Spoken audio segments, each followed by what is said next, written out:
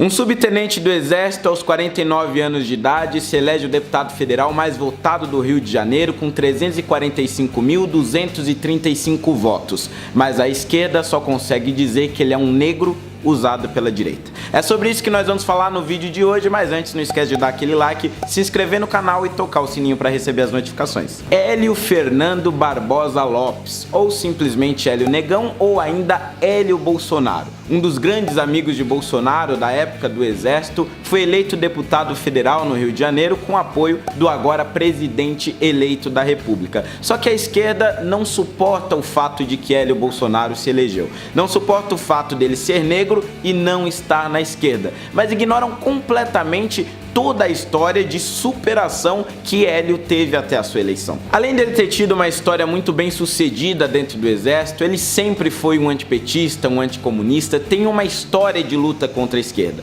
Além disso, é um dos poucos negros que conseguiu se eleger para a Câmara Federal. Na verdade, foi um grande avanço se comparado com a legislatura anterior. Além disso, fez uma campanha extremamente barata. Dos R$45.000 que ele recebeu de doação do próprio Jair Bolsonaro, ele utilizou somente R$36.000 para fazer uma campanha absolutamente nova, inovadora, com novos métodos. Utilizou principalmente, obviamente, as redes sociais, portanto também uma campanha altamente sustentável. E mais do que isso, teve o apoio espontâneo de grande parte da população que fez campanha para ele de graça, por meio das redes sociais, por meio das ruas, junto com a campanha do presidente eleito Jair Bolsonaro. Só que mais uma vez, obviamente, a esquerda não olhou nada disso. O Marcelo D2, por exemplo, não enxerga nenhuma dessas qualidades. Ele tweetou o seguinte: "Tô querendo tocar nesse assunto super delicado há alguns dias. E o negão do Bolsonaro, hein?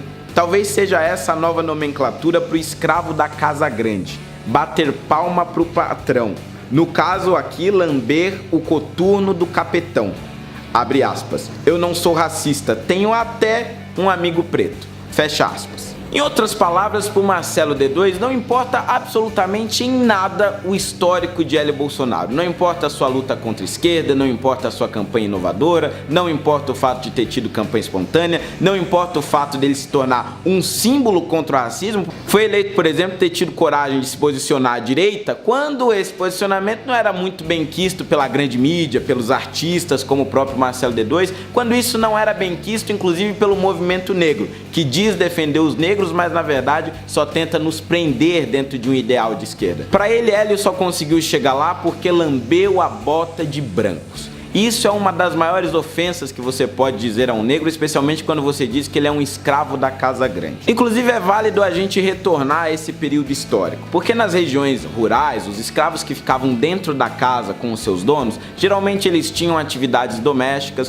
dormiam dentro da casa, com um quarto até com um mínimo de conforto, tinham uma melhor condição de vida se comparado, por exemplo, com os escravos que ficavam na lavoura o dia inteiro e que dormiam ali na senzala e eram jogados aos quatro cantos, comiam o resto de comida, por exemplo. Esses escravos que ficavam dentro da casa eram tratados de uma forma melhor, com mais carinho. Existem relatos até mesmo de que alguns destes recebiam até tarefas de confiança para os seus donos. Nos centros urbanos, por exemplo, alguns deles recebiam tarefas para cuidarem do comércio dos seus donos, transportarem cargas, ou seja, trabalhos que, comparado mais uma vez com os trabalhos pesados a qual a maioria dos escravos eram submetidos, eram muito mais reconfortantes, muito mais tranquilos. Existia também os chamados escravos de ganho, aqueles que trabalhavam para os seus donos e até recebiam ali uma pequena porcentagem do lucro que eles garantiam para essas pessoas. Mas como esse negro era visto pela maioria dos escravos, isso é, aqueles que estavam sofrendo com as chicotadas, aqueles que eram humilhados, aqueles que tentavam fugir dessa escravidão,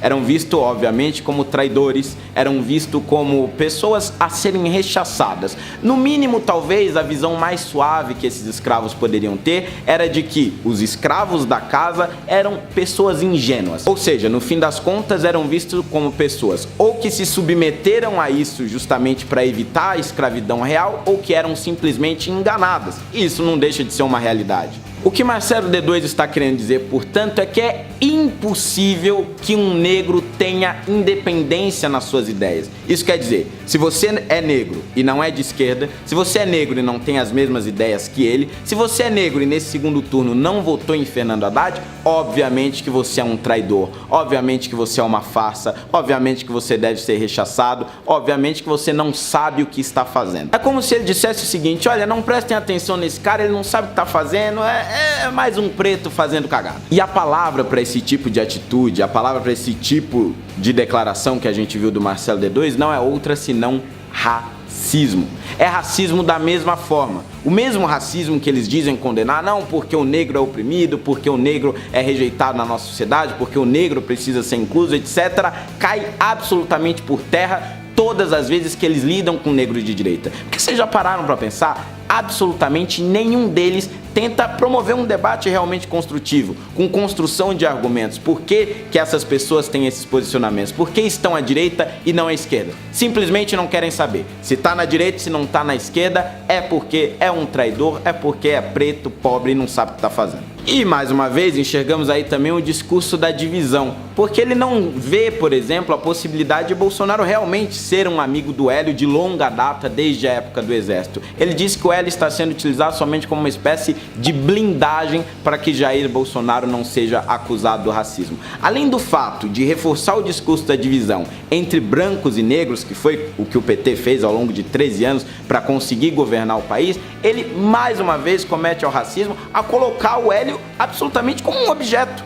Quer dizer, não é uma pessoa que livremente, espontaneamente, através da sua consciência e com opinião formada, tomou um posicionamento. Não, absolutamente. É um objeto que foi utilizado para uma campanha eleitoral. É um completo absurdo, chega a ser realmente nojento. É esse mesmo tipo de mentalidade, por exemplo, que levou Ciro Gomes a me chamar de capitão do mato numa entrevista da Jovem Pan. Inclusive, ele está sendo processado na vara civil e criminal por isso, está sendo investigado, inclusive, por injúria racial. Porque ele acha o seguinte: se eu sou negro e não estou com ele, não estou com o PT, não estou com o PSOL, é porque eu sou um perseguidor de negros, é porque eu quero o mal dos negros, é porque eu quero o mal dos pobres, é porque eu sou incapaz de ser uma pessoa racional e tomar os meus posicionamentos.